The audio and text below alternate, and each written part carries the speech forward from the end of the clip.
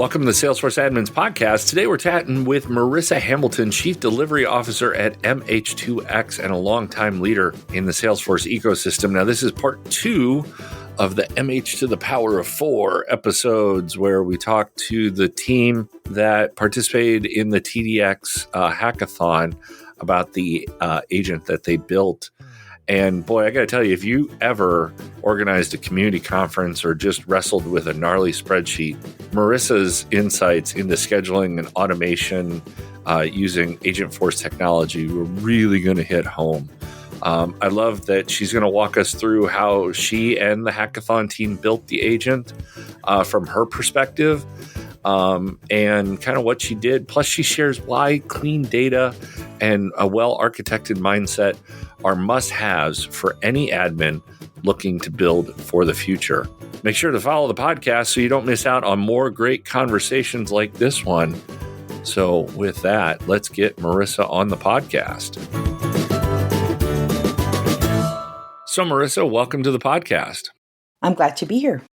You are the second MH of the MH, I believe it's MH Quad, right? Isn't that what Melissa Hill Dees told me it is? MH to the power of 4? MH to the power of 4. Power of 4. Yes, or MH4. You can just read it MH4, but MH to the power of 4, to the 4th. I know, power. I like the power of 4. It sounds, a little more strong.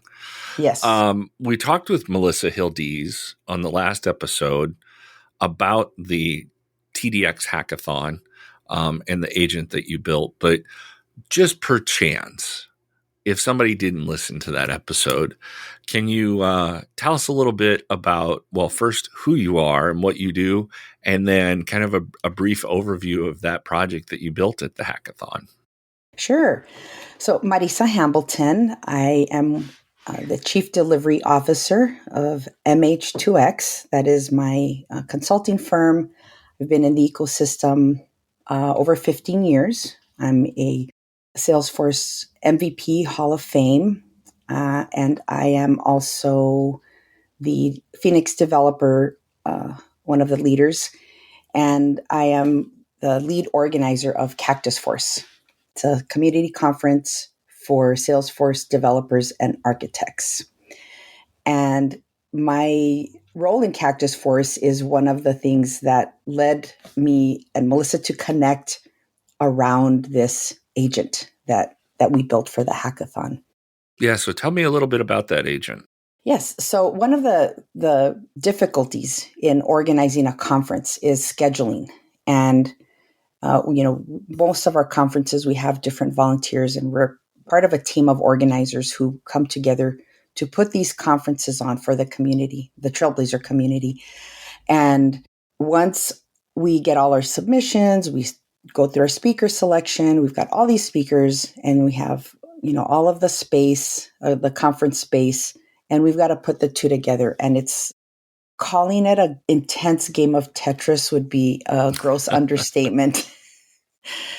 Because there's always somebody that maybe if they're flying in from across the country, or if they have some other commitment, or for whatever reason, they cannot go into the slot that you put them in. And, we plan out our agendas and the program, and it is very time consuming. I think, I can't remember exactly the number we came up with, but we had written out and on our submission at the hackathon how many hours, because we all got together as organizers of conferences and asked, like, okay, us individually, the time we spend on the scheduling is quite extensive. And we hadn't even really accounted for then our co-organizers, who then also spend time. And, we kind of go through as a team for each of the conferences, how much time we spend on scheduling. Yeah. No, I hear you. Schedule. Oh, man.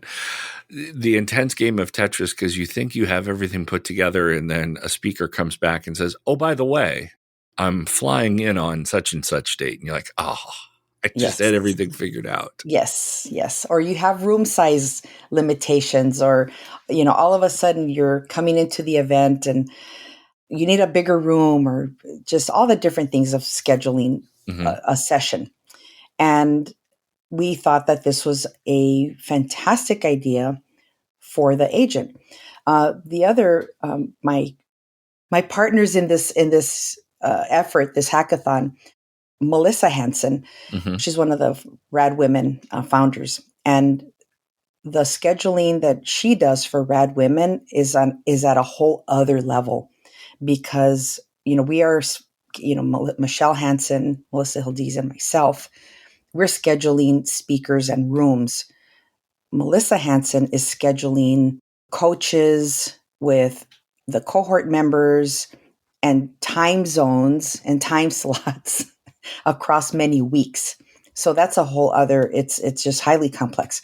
So our solution, our agent that we wanted to build, really was able to handle all these, at least at a minimum. Let's try to get, one sit in, so that, because that is very time consuming for the Rad Women team. And that was how we came up with the idea. Melissa Hill Dees has a wonderful heart for nonprofits and the community and helping organizations. And we all agreed that this was a well worth effort to spend our hackathon time on. No, I can tell. Tell me about that process of creating, all of the things that you needed to get done to build that agent. I'd love to know, was there any happy accidents you'd repeat again? Gosh, I can't think of happy accidents, because there was this fast and furious effort on all our parts. Mm-hmm. There was little things that I feel like they were very hackathon specific. So, Oh, the org setup, right? Where uh-huh. everybody had a job. Melissa Hansen was our kind of apex rock star. Melissa Hill Dees, like the visionary. She built the agent before, and then Michelle Hansen and I were primarily the data part of it. And there were some of the org settings that we were like, oh, wait a minute, we're trying to use this object and it's not turned on in the org. And I had gone in and was doing some of the initial configuration. I spun up the org and was just doing that initial setup, adding the rest of the team as users and making sure everybody had all the correct permissions, doing some of the admin things for the project. So we'd be kind of chugging along, getting things taken care of. And all of a sudden it's like you hit a roadblock, or Melissa's like, oh my gosh, I'm getting this error. Like, okay, let's all jump in and troubleshoot. So I feel like I didn't have time to really think of, like, I guess the reflection for me was more of the experience and not the technical part. Because I feel like the technical part, especially with something like Agentforce, it's still new, and I'm very much in the exploring, like, oh, what else can it do? Mm-hmm. Versus like, oh, okay, I'll know better not to do this next time. And I was more on the support side. So Oh. I would ask Melissa Hansen those questions, because she definitely had things that she's like, okay, now I know. So you talk about the experience. I'd love to know, what did you learn about agent design based on that hackathon experience? So the data modeling, right? The data and the data modeling really are, you have to have that first. That has to be foundational. And, one of the things that comes to mind is, the the Salesforce well architected, being, Cactusforce is very much, we work really hard as an organization. Our organizers work really hard to always be at the forefront of what Salesforce is doing, so that we can prepare content to share with our attendees. Mm-hmm. And with a Salesforce well architected like that, that's really become foundational to our conference. But those principles in this, for Agentforce, for this hackathon, and really having that mindset of an architect, of like, okay, you're starting from the ground up and you're building it theoretically, you're modeling out, what do we want the data to do? What kind of results are we looking for before we ever start building anything? And that would be the thing that played a biggest part of the design for me, outside of the mechanics of it. Yeah, no, it's good. What you mentioned, you were kind of in the admin role on this team and support. Let's talk about just giving Salesforce admins some general wisdom and your thoughts on like innovation, what do you see as an admin best practice that you think gets overlooked but has a really big impact on an organization? I would stick with data.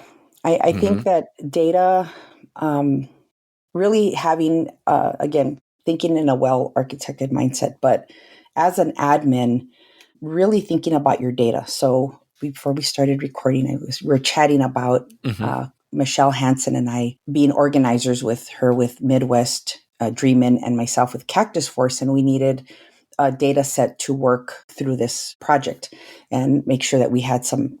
We could make up fake data, but we decided we're going to go ahead and use the real data because it's already public. It's our speakers and our sessions, and we did a lot of data work. Mm-hmm. Right, is like looking through our data and really kind of asking ourselves, like, how clean is this data, how reliable is this data? And it really kind of forced us to see something that we as organizers probably wouldn't have looked at in just a regular scenario. But building an agent that relies on this data, well, we have to make sure that that data it's clean, it's correct. Even though, again, we were working with a very small data set, which was our speakers and sessions and rooms Mm-hmm. that are available for the conferences. And we did have some, we made up, some fake rooms to kind of mirror that. Okay, your conference and my conference, we have different spaces. Sure. But it came down to the quality of the data that we were feeding it, that the agent could then work with Mm-hmm. and give us back something that was usable. Of here's our space, here's our list of speakers, and feed it all that information. And I think as an admin, really has the ability to be at the forefront of that conversation in the business. Yeah, absolutely. I mean, a lot of it, people get hung up on what the tool can do, but you forget data is what powers everything. All of the responses and how good those responses are. You kicked off when we started the podcast. You talked about the years that you've been in the ecosystem, and how you're in consulting. I would love for you to give admins some advice on how you help balance innovation with maintainability when you're building on the Salesforce platform. Ooh, I love that question. I I'm a big look to the far future person. Okay. I always think, is this something, if my team is working on a solution, is this solution going to be part of this organization for the next 10 years, Ooh. 15, 20 years? And I think really far out there to challenge, like, it's fun to be innovative and it's fun to like use all the new, coolest, latest technology, all the newest features. But what is it going to look like in 10 years? Is it still going to look the same? Is it still going to be needed? Is the company still going to be around? Hmm. And I think it challenges me, it challenges my team to really think ahead that far, so that you're not just looking at the like an immediate, oh, I need this field. It's like, okay, why? Mm-hmm. Right. And I think that is typical, I think, with like admins, especially their experience, they've been in the ecosystem, is to question and kind of maybe put a BA hat on and question that, and then be innovative, like within that vision, right? So I think with Agentforce, it is revolutionary, and I believe that it will revolutionize a lot of business. Like, I believe Salesforce believes that as well. But it's also allowing people to do more of the work that matters. So, like, back to our community solution for scheduling, as organizers, like, these are passion projects. We're volunteers. And if we used to spend 10 to 20 hours on scheduling, and now we can like spend 10 minutes on it, Mm-hmm. it'll give us more time to spend on our conference on more valuable activities, giving our sponsors more attention, giving our attendees more attention, and just being able to be present with the people that are there, and letting the agent take care of the busy work that we would prefer not to do. And I think that also comes back to the innovation. And for myself, I guess a principle of innovation is create a solution that's again, not only innovative, but lasts a long time and is maintainable and flexible, and well architected. Right. using those buzzwords. No, that's exactly the whole. I love what you said. Think about the solution being there for the next, 5 or 10 or even 15 years out. I think, we've seen in tech a lot of features and innovations come and go. I don't know that what we're seeing with AI is a short-lived thing. I really think like we're on the early days of it, and it's only going to continue to grow, mostly because it's only got everywhere to go in terms of what it can use and how it can help us. So I would love for you, kind of thinking, big picture. Can you give like an elevator pitch that you would provide to a business leader on why every admin needs to understand Agentforce? Ooh. Build for the future. Building for the future. Yeah. It's I know Your there's elevators are really fast, by the way. yeah, yes. Build for the future, and we're there already. Build Holy for the cow. We don't have to future. worry about Keanu Reeves coming to save you or anything. No, we're done. Yes, I love tech. I always have loved tech, and I think that working in technology is always forward looking, always looking to the future. A lot of change, and AI, Agent Force, that's part of it. Sometimes it is scary. Right. Skynet, is it possible? Okay, maybe, because it's like anything's possible. Yeah. Likely, I don't know. Again, coming back to the data conversation. If you don't have the data for something, it's and there's still a lot of humans involved. I think people forget that there's still a lot of. I mean, it took 4 of us, Right. 4 humans to build the solution. So there's still a lot of humans involved, and it's a helper, right? It's a helper. It's like a workmate, like a little, digital workmate. So yes, build for the future. I like it. Yeah. As a company, right? If I was, in front of my customer, I'm like, well, build for the future. Yeah. So one of the things that I asked Melissa Hill Dees about, and I kind of stumbled upon the question, and I think now I have to ask all of you. If you could build an agent to help every admin do one thing, just one thing better, what would it be? Oh gosh. Well, I'm going to keep coming back to the data thing. Like, Okay. I was having a data hygiene conversation, earlier today, and I feel like users in any system, but in Salesforce, right? It's so like you want your sales forecast to be correct. You've got to have that data and that hygiene. So like a little agent that's always running in the background, that's Uh-huh. kind of, that goes the step beyond like your validation rules and, any other automation that you might have running. Because let's say you have a very large organization and you have people that are just doing a lot of different things. I think that data hygiene would really go a long way. Yeah. I'm thinking of, did you ever watch The Jetsons as a child growing up? I did. So remember Rosie, the maid Yes. that would kind of go around? I'm envisioning like every org needs a little Rosie. Yes. And it's got to make those little tick, tick, tick, tick, tick sounds. Yes. Remember? She would like just go around and dust. Yeah. By the way, it was crazy. It was like, I don't even know what year it was, like 2450 or something, but apparently robots still use feather dusters.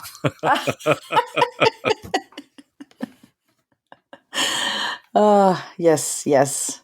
That would be, I think that's probably more general. I would say the next thing is like building the flow with voice commands and just kind of talking through I mean, this is like, again, I'm thinking far into the future. It's like, That's okay. We're in the future. yeah, it's like my plane. And I know there's some AIs that can, it's like, Mid-Journey, right? It's like you're giving it this prompt. You're like, I have this, I'm looking at data from, the last 10 years and, I need to build an automation that pulls in, quarter by quarter, the delta of some of my projections or just right. something big, right? And just kind of talking through the use cases and the scenarios and here's what I want to automate. And then it like, okay, here's your automation. here's the flow. You wanted to write it in flow and here's the apex. I like that. I think that would be, I've often thought of, if I could just click on a record and kind of write a path that I need it to go, that would be really cool. And I we talk about that now. It's 2025 and who knows, somebody's going to resurrect an old recording of this podcast maybe in 5 or 10 years and be like, wow, that was the future for them. Yes. Then, it's going to be like us talking about pencil sharpeners. Oh my gosh. I still have an old manual pencil sharpener in my garage. Well, that I've had forever. Perfect. I mean, they were commonplace in my school. So. Yes.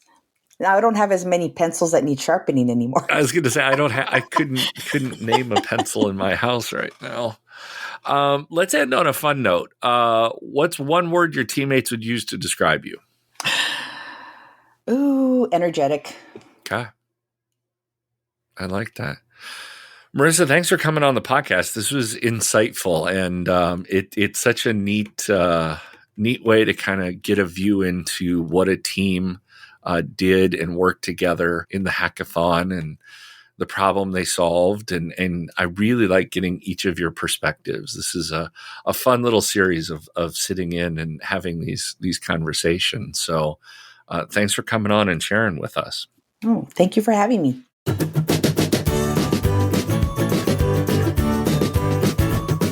Big thanks to Marisa for joining us today. Such a thoughtful perspective on innovation, data, and what it really takes to build something that lasts. I love the thinking ahead into the future. If this episode got you thinking, really, I'd like for you to share it with a fellow Salesforce admin or how about a conference organizer that they could ask you to build their first agent for them. You never know who might be wrestling with their own speaker schedule. Bet it's somebody. For more tips and tools, head over to admin.salesforce.com. There you will find links and a transcript of this episode.